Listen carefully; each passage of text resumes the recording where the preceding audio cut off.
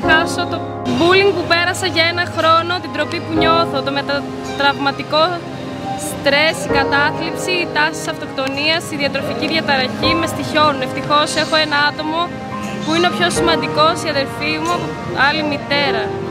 Έχω ένα να πω, μιλήστε, μην υποφέρετε. Είμαι πολύ δύσκολος και ταλαιπωρημένος άνθρωπος. Ξέρω ότι έχει άλλη, αλλά μένω μαζί του γιατί φοβάμαι ότι δεν θα βρω άλλον.